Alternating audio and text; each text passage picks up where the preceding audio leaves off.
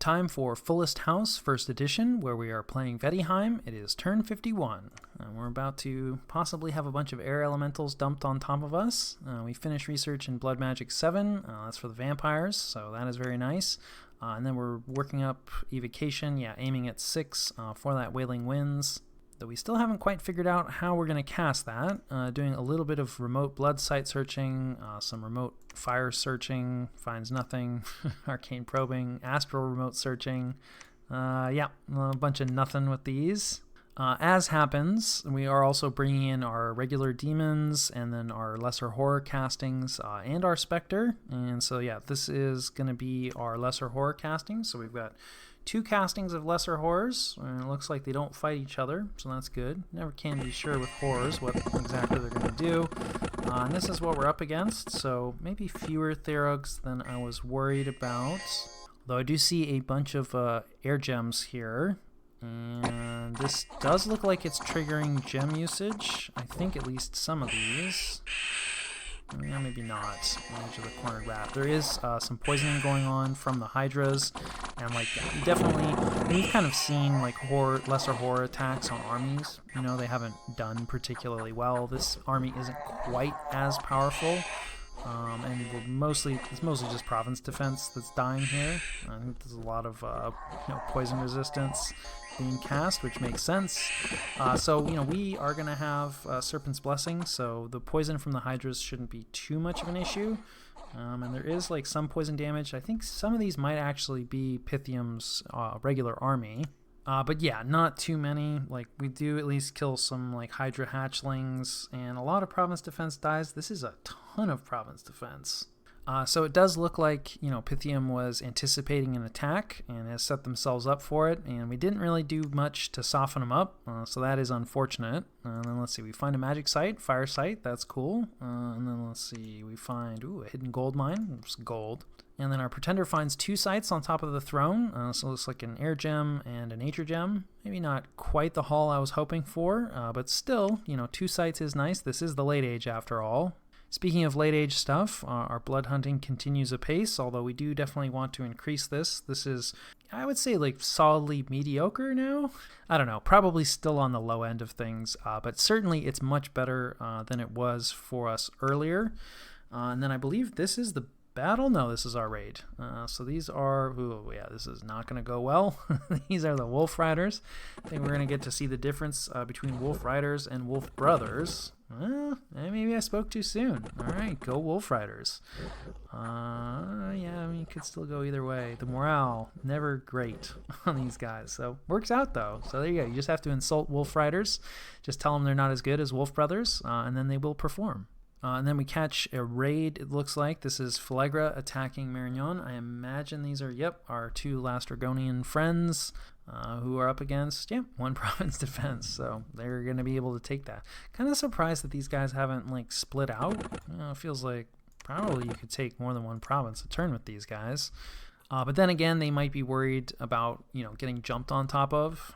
So, you have to worry about defensively how that's going to shake out. And then, I think this is the main fight. So, we'll see how this goes. And of course, all the province defense has regenerated. And here comes the gem usage. So, a bunch of bugs. And there goes foul vapors. Fingers crossed. Come on, Serpent's Blessing. Surely it's scripted. Okay, good. We already have it up, and it looks like we also have mass protection up. So we're in pretty good shape here, I think, although this is going to be a somewhat painful battle for us. Here comes the air elementals.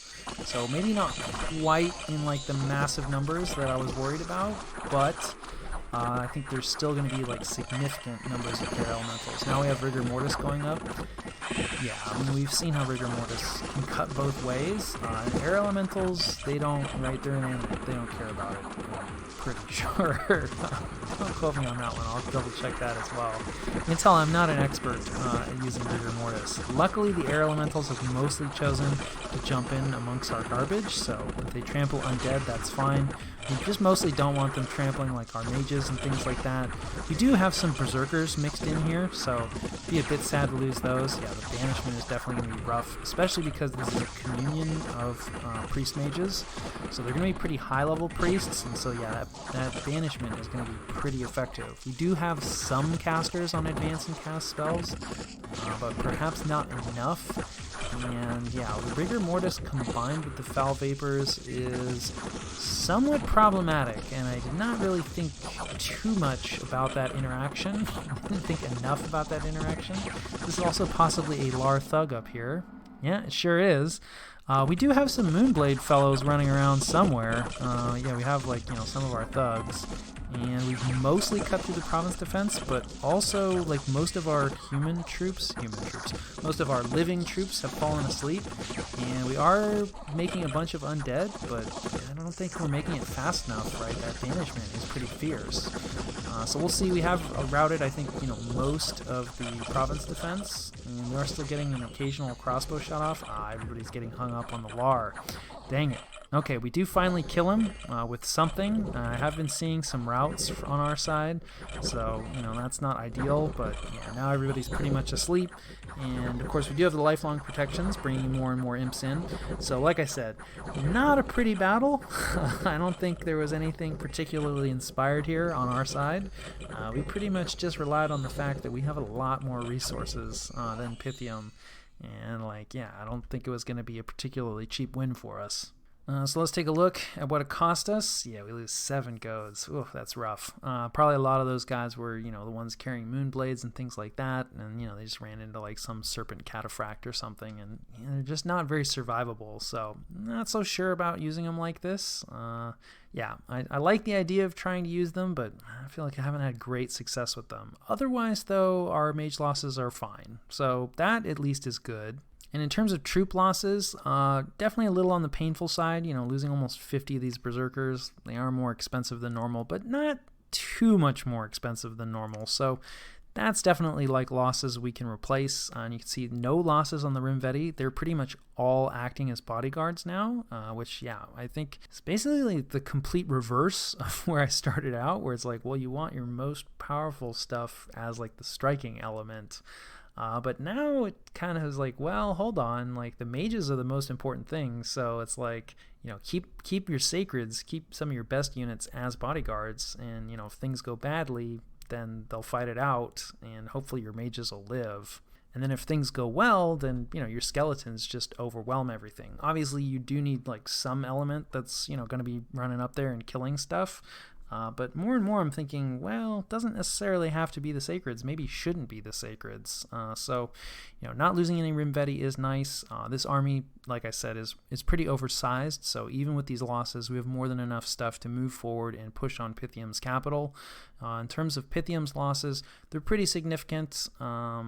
Yeah, 10 units survive, but it looks pretty scattered, like a Serpent Priest survives, so there's not too much left. Now, we don't know exactly what's on their capital, so there could be another significant force after this, but Pythium is relatively small, and we know that they had that failure on top of Pangea, so there's a good chance that this is the majority of what they had left, and then hopefully we can push hard and sit on top of their capital and make this a relatively short and easy war.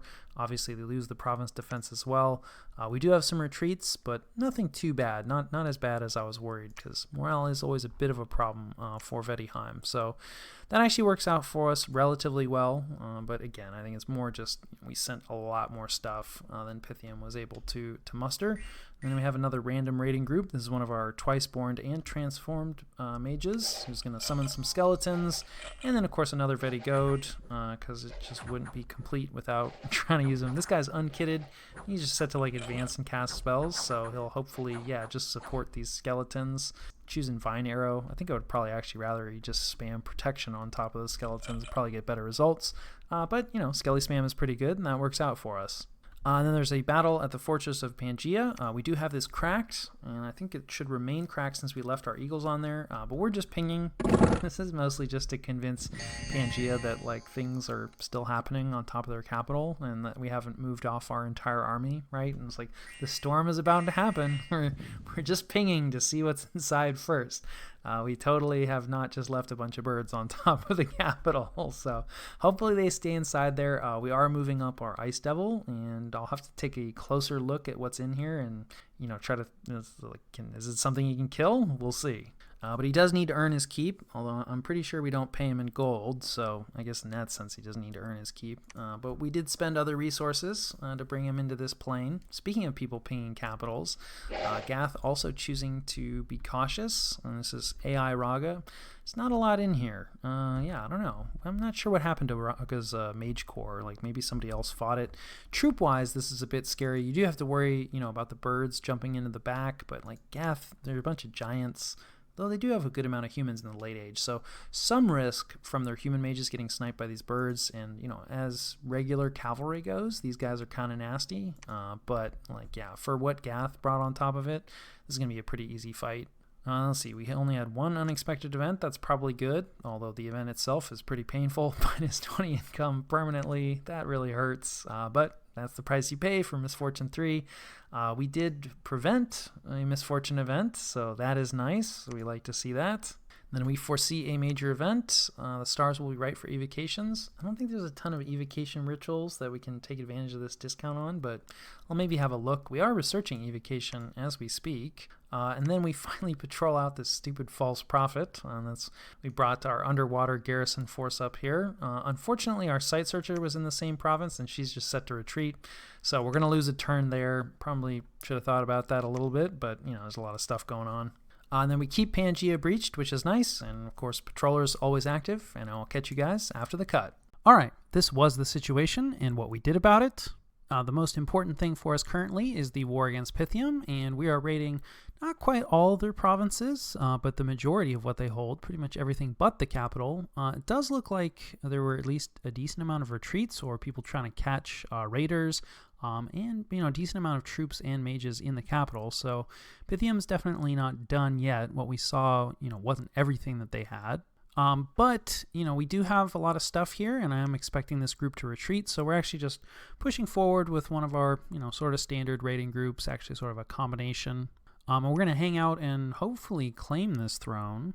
No, it looks like we do not have a Holy 3 here with us, so there's already a lab here, so we're just going to do some researching, summon in some chaff, things like that. So that we're not like leading with the army, because I do think that, you know, we have Pythium at enough of a disadvantage that we can probably push forward successfully with raiders, not have to risk, you know, gem burns, and all sorts of bad things can happen when your army goes into combat. Speaking of our army not going into combat, we are sending some things back on top of Pangaea's capital. We're not actually going to use the Ice Devil here to storm. Instead, we've put together pretty much just skeletons and foul vapors, along with rigor mortis in here. So, you know, plan is just put everything to sleep, poison it, and drown them in skeletons, which is usually a pretty effective storming, although I will say using rigor kind of in retrospect, it does make it so that it's difficult for defending units to retreat off, which is a really good thing when you're assaulting. So not so sure about using rigor here. But combining it with the skeletons, you know, and foul vapors is definitely effective, so it's not bad. Just not sure that it's super necessary, though it should reduce the amount of time that we have to eat soul slays and things like that from all those mages. So that covers the majority of what we're up to. A lot of these raids are, you know, the standard groups we've seen before. Some of them are actually just scouts, so the hope is that our lesser horror castings will take some of these provinces. In terms of what else is going on in the world, it does look like Myrignon has unlocked their capital, or potentially, you know, come to some sort of agreement with the merfolk, as we do not see anything on top of their capital. So we'll see. Of course, you know, right, there's still a couple flagrant flags here.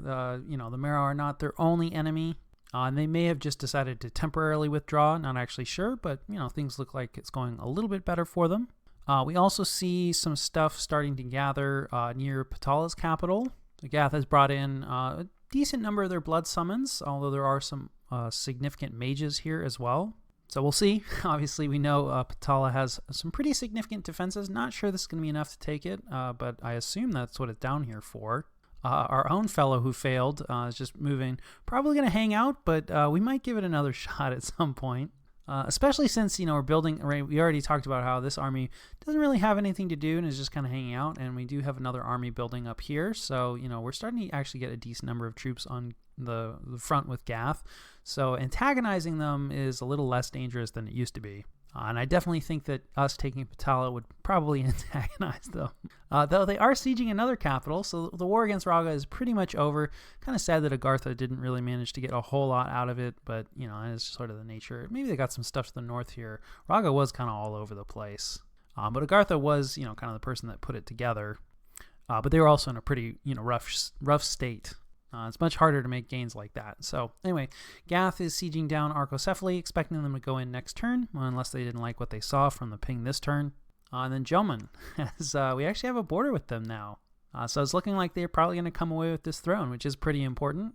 Thrones are how you win this. So not relevant yet, but something that we're going to want to keep in mind. And then it looks like Utgard is just content to lock this fortification down for the moment. And this might be, right? I mean, this is Raga's capital, so maybe this is where all of Raga's mages are.